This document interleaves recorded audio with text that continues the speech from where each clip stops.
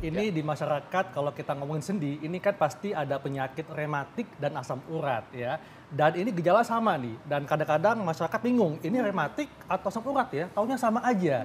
Ya. Punya persepsi sendiri ya Betul. tentang perbedaan dari asam urat dan rematik. Iya. Tapi kita juga punya mitos atau fakta nih yang sering beredar di masyarakat. Ini yang pertama, asam urat dan rematik adalah penyakit pada bagian persendian. Mitos atau fakta ini, Dok?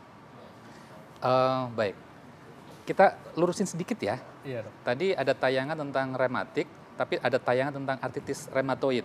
Oke. Jadi rematik itu sebenarnya nama besar satu kelompok penyakit.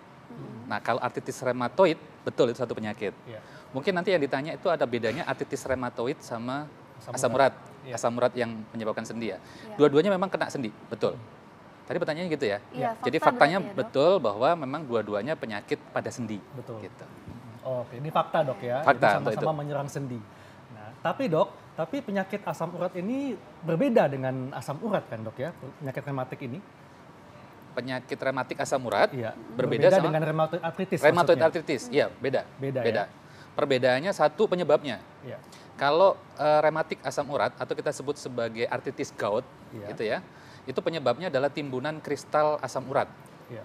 Kemudian kalau yang artritis rheumatoid itu penyebabnya adalah autoimun.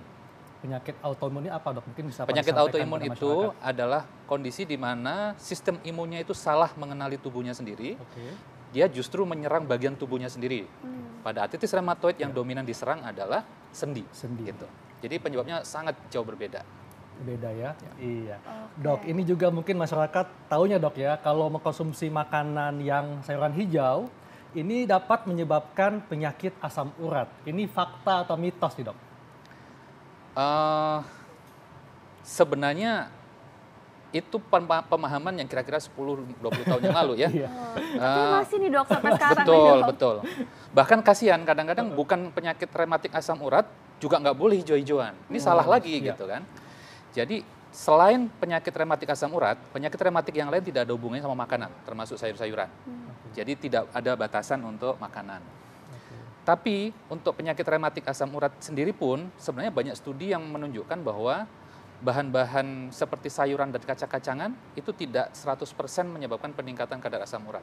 Jadi masih bisa dikonsumsi dalam jumlah yang tidak berlebihan. Oke. Gitu. Jadi ini mitos dok ya? Ya. Oke.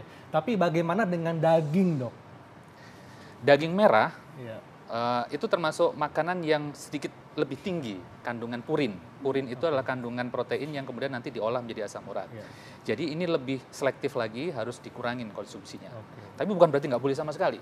Oke, Kasihan berarti pasien-pasien. dibatasin aja ya dok ya. Betul, betul. Ini ada mitos atau fakta lagi nih dok. Ini katanya sering mandi malam ini dapat mengakibatkan rematik. Mitos atau fakta nih dok? Ya, ini nih sering sekali ya Iya, mitos dok. ini disampaikan. Menurut saya ini mitos. Jadi hampir semua penyakit rematik itu tidak ada yang berkaitan dengan mandi malam, Iya. kena AC, itu nggak ada. Mandi malam silahkan aja. Apalagi kalau mandinya pakai air hangat, tentu itu nggak akan membuat perbedaan suhu kita dengan lingkungan tidak terlalu jauh sehingga nggak ada masalah. Jadi ini mitos dok ya, Iya. nggak ada hubungannya ya. Iya. Dan kita masih akan membahas tentang fakta mitos terkait rematik dan asam urat, tapi sesaat lagi kita akan kembali tetap di acara Ayo Dok Sehat.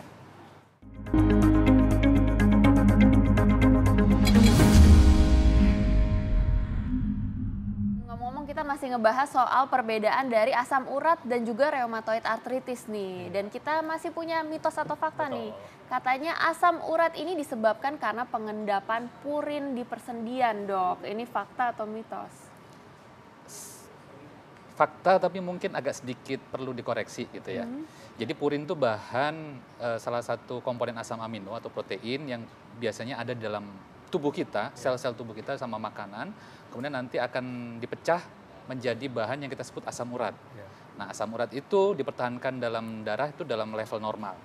Kalau berlebihan ini yang jadi masalah. Nah ini Bapak dok level normalnya dok. Level normalnya secara umum dia di bawah 7. Cek Biasanya lab dok ya, cek darah ya, ya. cek darah, serum ya. Itu laki sama perempuan agak sedikit beda, tapi kira-kira di bawah 7. Di bawah 7 ya. Kalau di atas 7 berarti berlebihan. Ya, Iya. kita sebut sebagai hiperurisemia. Iya. Oke. Jadi ini fakta dok, bisa Ya. fakta ya? Ya. Iya. Dan selanjutnya dok, ada juga yang mengatakan bahwa penyakit rematik atau rheumatoid arthritis belum diketahui penyebab sebenarnya. Ini fakta atau mitos dok? mitos ya, sebenarnya sudah confirm. Sekarang itu penyebab rematik asam urat atau kita sebut sebagai gout, ini gout ya? Rematik Iya, artritis. rema- Oh, yang rheumatoid arthritis, maaf. Kalau yang rheumatoid arthritis itu penyebabnya autoimun. Yang kita tahu penyebabnya memang masih banyak jadi perdebatan gitu ya. Yang pasti pokoknya sistem imunnya ada yang salah tadi. Sehingga dia menyerang sendi. Diduga ada faktor genetik. Faktor genetik. Kemudian yang diduga lagi ada faktor infeksi yang memicu orang itu kemudian mengalami rematik artritis tadi ya. Jadi memang sudah ada sejumlah penyebabnya dok ya yang diketahui. Oke, ini dok, bener atau enggak sih dok katanya kalau misalnya rasa sakit pada asam urat nih dok, ini lebih sakit dibandingkan dengan sakit rematik dok. Fakta atau mitos nih? Betul, itu fakta. Jadi rematik asam urat tadi ya. Rematik asam urat itu kalau di buku, di textbook itu disebut sebagai the king of the disease. Kalau di bidang kami ya, bidang rematik itu. Karena dia nyerinya luar biasa. Nggak ada yang lebih nyeri daripada rematik asam urat. Oleh karena itu justru salah kalau kemudian ada yang pegel-pegel saja dibilangnya asam urat. Enggak. Kalau pegel-pegel berarti nyerinya hanya ringan harus sebab aja yang ya, lain. dok, ya? Kalau rematik asam urat dia pasti luar biasa hebatnya. Dan mungkin masyarakat perlu dijelaskan lagi dok bahwa sebetulnya kalau nyeri pada asam urat ini di mana dok lokasi yang paling sering? Karena kan ada yang bilang di jempol kaki atau di tempat lain tak bisa. Iya betul. Jadi tadi sih sebenarnya waktu tayangan tadi ada masyarakat yang ditanya soal bedanya itu kira-kira hampir benar sih ya. Jadi rematik asam urat itu biasanya kena satu sendi pada umumnya, kemudian yang paling sering memang sendi di daerah kaki. Dan nomor satu memang jempol kaki. Jempol kaki. Istilah kita di medik disebut sebagai sendi MTP ya, metatarsofalangeal, di pangkal jempol. Nah, itu. Nah, kalau rheumatoid arthritis ini di mana dok lokasi? Rheumatoid arthritis yang paling favorit dia kena tangan terutama pergelangan tangan. Pergelangan tangan dan jari-jari kecil. Dan ini munculnya apakah setiap waktu atau di pagi hari? Tadi ada yang bilang di pagi hari, dok. Ada sedikit beda kalau misalnya pada rematik asam urat yang belum berat itu biasanya kenanya akut ya, nggak lebih dari 2 minggu. Ya? Kalau yang artritis rheumatoid itu kronik. Kronik itu lebih dari 6 minggu. Pagi hari biasanya bukan muncul nyeri saja, tapi hanya lebih kaku. Kalau pada rematik artritis. Nanti kalau sudah digerak-gerakkan dia akan reda, tapi bukan berarti hilang. Masih tetap ada, tapi reda, lebih lembek, nggak terlalu kaku gitu. Oke, ini dok masih ada lagi nih mitos atau fakta nih dok. Katanya asam urat dan rematik ini lebih banyak menyerang perempuan dok. Fakta atau mitos?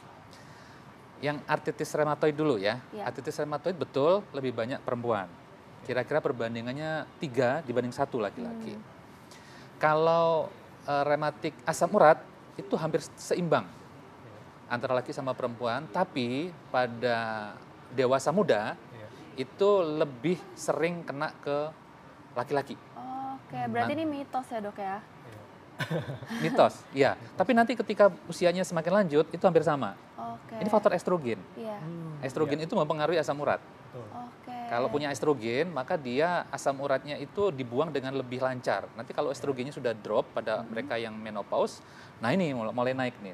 Berarti untuk kalau misalnya ibu-ibu misalnya yang minum kontrasepsi dengan kandungan estrogen bisa meningkatkan resiko untuk asam urat juga nih dok? Estrogen justru protektif untuk itu. Iya. Orang kalau masih punya estrogen, itu proses ekskresi asam urat di ginjal itu lancar. Nanti begitu estrogennya drop pada kondisi menopause, nah mulai ada gangguan di keseimbangan asam uratnya dan dia mulai naik tuh. Makanya laki-laki banyak yang sakit asam urat karena estrogennya nggak sebanyak wanita. Betul, dok, ya? Betul. Iya. Dok, ini juga ada yang mengatakan bahwa asam urat lebih mudah diobati daripada rheumatoid arthritis. Ini fakta atau mitos, dok? Ya, bisa dibilang fakta. Karena sebenarnya kalau rematik asam urat itu sebabnya tadi kan kadar asam urat yang tinggi, yang kemudian dia menimbulkan presipitasi atau endapan di sendi salah satunya, atau di ginjal dalam bentuk batu dan sebagainya. Sehingga kuncinya hanya mengendalikan kadar asam urat darah. Kalau dia terkendali, resiko kena serangan dan kerusakan sendi itu langsung bisa kita minimalisir. Jadi lebih mudah mestinya. Yang artritis rheumatoid lebih susah karena sistem imun tadi yang kita harus kendalikan. Jadi memang lebih susah. Tapi bukan berarti nggak bisa, bisa. Oke, nah dok ini terakhir nih dok, mungkin masyarakat masih pengen tahu nih dok, gimana sih dok tips-tipsnya untuk mencegah maupun mengobati penyakit asam urat dan rheumatoid arthritis ini, Dok? Asam urat dulu ya. Iya. Kalau asam urat, kalau memang belum mempunyai penyakit ini sebenarnya sih tidak ada trik khusus. Mungkin lebih bagus mengkonsumsi makanan-makanan yang sehat, gitu ya. Makanan-makanan yang terlalu tinggi purin, misalnya nih jeroan, gitu ya. Beberapa jenis seafood yang sangat tinggi itu dihindari, termasuk alkohol. Ya. Tapi kalau sudah menderita, maka itu semua harus diatur. Semua yang meningkatkan kadar asam urat dalam level yang sangat tinggi itu dihindari. Tadi seperti daging segala macam yang moderate itu masih boleh dikonsumsi tapi dibatasi.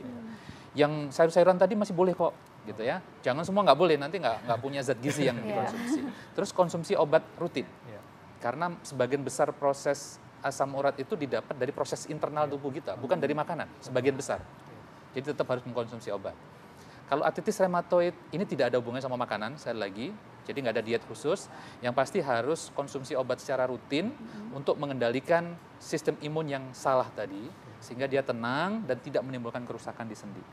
Harus minum obat secara rutin. Dan tentunya juga mesti olahraga dan atur supaya mencapai berat badan yang ideal, Dok ya. Berat badan ideal betul, terutama berkaitan sama asam urat tadi.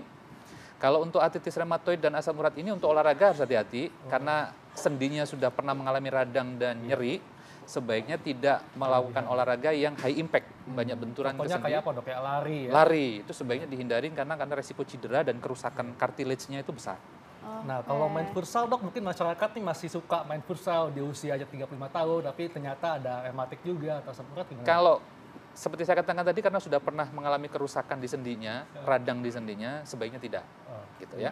Jadi Harus hati-hati bersepeda, berenang itu jauh lebih bagus. Lebih baik ya. Oke, baik. Terima kasih banyak, Sama-sama, Dokter Rudi, yuk. informasinya. Nah,